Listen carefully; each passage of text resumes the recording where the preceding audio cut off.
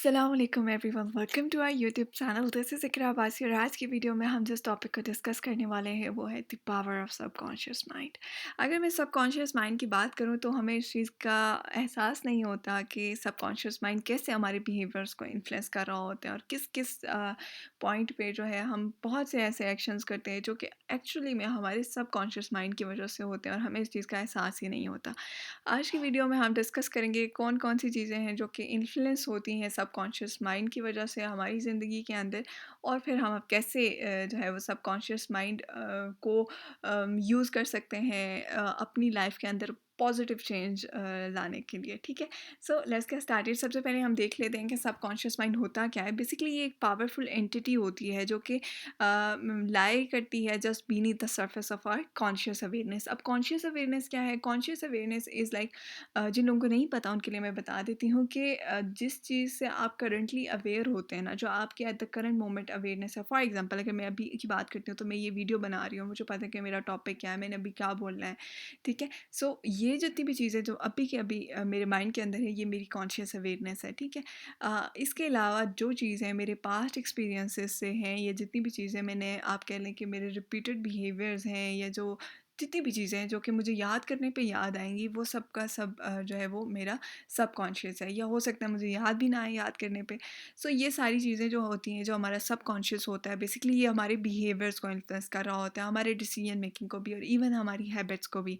अगर हम अंडरस्टैंड कर लें कि ये एक्चुअली में काम कैसे कर सकता है, करता है, और तो हमें इनसाइट मिल सकती है कि हम कैसे जो है वो इसको कंट्रोल कर सकते हैं। हम कौन-सी चीज़ जो है वो, हम कौन-सा काम कब करते हैं, क्यों करते हैं, उसकी वजह क्या होती है, और फिर हम कैसे जो है वो इसके अंदर पॉजिटिव चेंज ला सकते हैं अपनी ज़िंदगी में इसकी हेल्प से। ठीक है? सबसे पहले अगर मैं इसकी बात करूँ कि ये इन्फ्लुएंस किस पे करती है, तो हमारे बिहेवियर पे।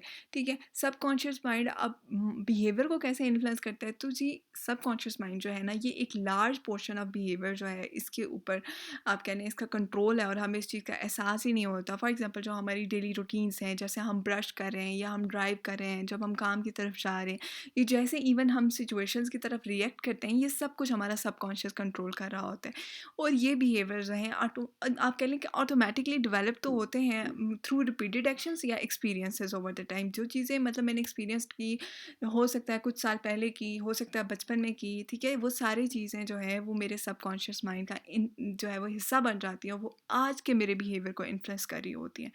फॉर एग्जांपल अगर मैं एक बात करती हूँ कि एक इंडिविजुअल है जिसके अंदर ये हैबिट डेवलप हो गई है कि वो सुबह रोज़ उठ के एक्सरसाइज करता है। ठीक है, कुछ शुरू के टाइम में उसको एफर्ट करनी पड़ेगी, लेकिन with the passage of time क्या होगा कि वो उसके सबकॉन्शियस माइंड का हिस्सा बन जाएगी, और वो सबकॉन्शियस माइंड जो है वो उसको हम ट्रेन कर देते हैं, और उसको हम एक्सपेक्ट करते हैं कि वो इस जो है वो एक्टिविटी को इंजॉय करना शुरू कर देगा with the passage of time, और वो उसका हिस्सा बन जाती है। और इस तरह से ये जो ऑटोमेटिक बिहेवियर्स हैं, ये आप कह लें कि हमारी जो मेंटल एनर्जी है उसको कंजर्व करते हैं, और हमारे कॉन्शियस माइंड को अलाउ करते हैं to focus on more complex task.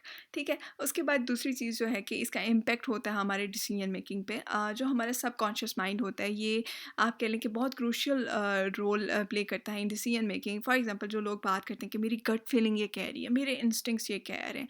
अब ये गट फीलिंग और ये जो इंस्टिंक्ट्स है ना आपके, ये एक्चुअली में मैनिफेस्टेशन होती है हमारे सबकॉन्शियस प्रोसेसिंग इन्फॉर्मेशन जो हो रही होती है, ये हमारा सबकॉन्शियस ही होता है जो कि हमें बताता है जिन फीलिंग्स को हम कहते हैं कि गट फीलिंग्स हैं। ठीक है, और क्या करता है कि जो हमारा कॉन्शियस माइंड है वो इस चीज़ से अवेयर नहीं होता कि अच्छा ये हमारे सबकॉन्शियस माइंड का हिस्सा था।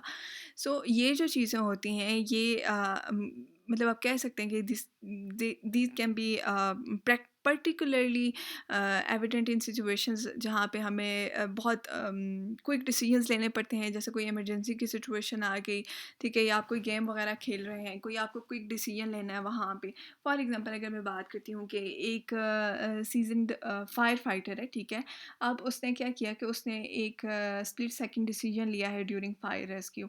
अब ये जो उसका डिसीजन था ना, ये उसके सबकॉन्शियस ने जो है वो गाइड किया उसको, और उसके पास्ट एक्सपीरियंस और उसके नॉलेज जो है ना उसके जो सबकॉन्शियस में था, ये उसका हिस्सा था, जिसकी वजह से उसने आप कह लें कि ये एक्शन परफॉर्म किया है, उसने कोई डिसीजन लिया है। ठीक है, और ये जो डिसीजंस होते हैं, ये लाइफ सेविंग भी होते हैं, ये इनके अंदर मतलब आप कह लें कि आपकी ज़िंदगी को कंट्रोल भी कर रहे होते हैं और हाँ, इन क्रिटिकल सिचुएशंस आपके लिए हेल्पफुल भी साबित हो सकते हैं, ठीक है? उसके बाद अगर एक और चीज़ की मैं बात करूँ तो फॉर्मेशन ऑफ हैबिट्स।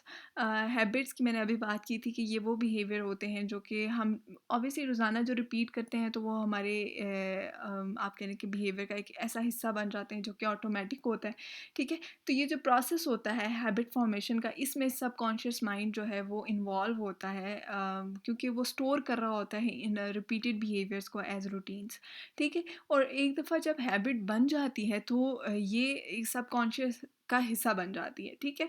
और फिर उसको चेंज करना बहुत मुश्किल हो जाता है। फॉर एग्जांपल अगर एक बंदा है जिसको नेल बाइटिंग की आदत हो गई है, तो अब उसके लिए बहुत चैलेंजिंग होगा कि वो नेल बाइटिंग को रोक दे, क्योंकि उसका ये जो बिहेवियर है वो डीपली उसके सबकॉन्शियस का हिस्सा बन गया है। अब उसके लिए इस चीज़ को अंडरस्टैंड करना, ये एक आप कह लें कि पहला स्टेप होगा इन यूजिंग टेक्निक्स कि वो कैसे इन हैबिट्स को रीप्रोग्राम कर सकता है, ठीक है?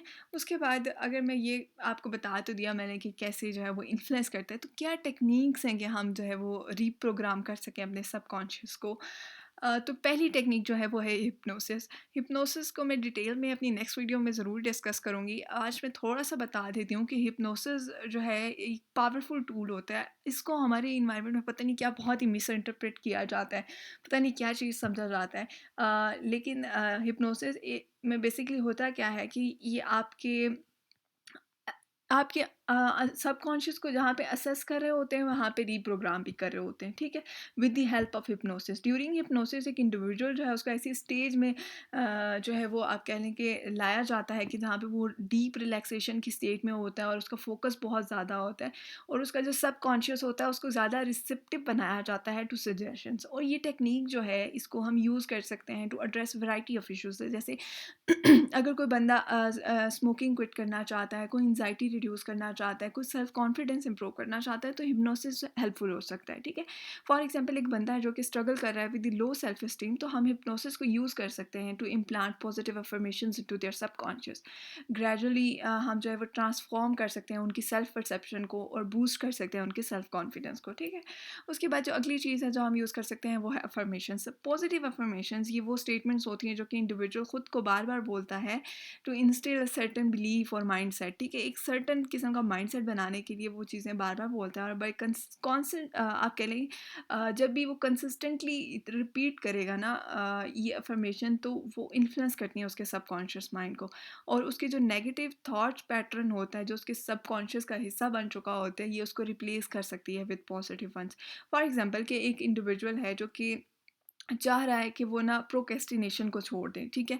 आज का काम कल पे छोड़ देता है, तो उस चीज़ को वो ख़त्म कर दे। तो अब वो किस तरह की अफ़र्मेशंस यूज़ कर सकता है, जैसे वो खुद से ये बात करे कि I am productive, I am focused, ठीक है? मैं एफ़िशिएंटली काम कर लेता हूँ, मैं अपना काम जो है वो टाइम पे ख़त्म कर लेता हूँ। अब वो जब ये बार-बार बात अपने आप से बोलेगा, तो ओवर द टाइम जो ये अफ़र्मेशंस होती हैं, ये उसको हेल्प कर सकती हैं to rewire their subconscious mind, और वो जो है एक प्रोडक्टिव बिहेवियर के अंदर इन्वॉल्व हो सकता है। उसके बाद जो एक और चीज़ है वो है विजुअलाइज़ेशन। अगर हम विजुअलाइज़ेशन की बात करें तो विजुअलाइज़ेशन में बेसिकली हम मेंटल इमेजेस बनाते हैं ऑफ डिज़ायर्ड आउटकम, ठीक है? जो चीज़ हम चाह रहे होते हैं हम उसको मेंटली आप कह लें कि इमेजिन कर रहे होते हैं। बाय विविडली इमेजिनिंग इन जो सिनेरियोज हम चाह रहे हैं, तो इंडिविजुअल अपने सबकॉन्शियस माइंड को इन्फ्लुएंस कर सकता है to work towards making these visions in reality. जब उसने वो जब ये चीज़ें सोचेगा, विजुअलाइज़ करेगा, तो वो सबकॉन्शियस माइंड को इन्फ्लुएंस कर रहा होगा कि हाँ, ये वो विजन्स हैं जिनको तुम्हें रियलिटी में चेंज करना है। फिर वो उस तरह से काम भी करेगा। तो ये टेक्नीक जो होती है इसको एथलीट्स भी यूज़ करते हैं, परफॉर्मर्स भी यूज़ करते हैं, बिजनेस प्रोफेशनल्स भी यूज़ करते हैं to enhance their performance and to achieve goals. For example एक एथलीट है जो कि विजुअलाइज़ करता है कि वो एक रेस विन कर रहा है, ठीक है? अब वो क्या कर रहा है कि अपने माइंड के अंदर हर एक डिटेल को, जो वो इवेंट हो रहा है ना, जहाँ पे वो खेल रहा है, जहाँ पे वो उसकी रेस हो रही है, वो उसको अपने माइंड के अंदर विजुअलाइज़ कर लेगा। और ये जो मेंटल रिहर्सल होगी, ये उसका कॉन्फिडेंस भी बूस्ट करेगी, ये उसकी आप कह लें कि एक्चुअल परफॉर्मेंस को भी इम्प्रूव करेगी, जब वो एक्चुअली में वो टाइम आएगा और वो वहाँ पे परफॉर्म करेगा, तो ठीक है? वाइल कंक्लूडिंग मैं यही कहूँगी कि सबकॉन्शियस माइंड जो है वो एक पावरफुल फोर्स होती है जो कि हमारे बिहेवियर को शेप करती है, हमारे डिसीजन मेकिंग को और हमारे हैबिट्स को। बाय अंडरस्टैंडिंग दिस मतलब आप कह लें कि आप ये टेक्निक यूज़ कर सकते हैं, लाइक हिप्नोसिस, अफर्मेशंस, विजुअलाइजेशन, और हम जो है वो रीप्रोग्राम कर सकते हैं अपने सबकॉन्शियस माइंड को for positive change. This is मतलब this not only enhances our mental well-being but also empowers us to achieve our goals and improve our overall quality of life. Thanks for watching guys. पसंद आई हो video तो do like, share and subscribe. Thank you.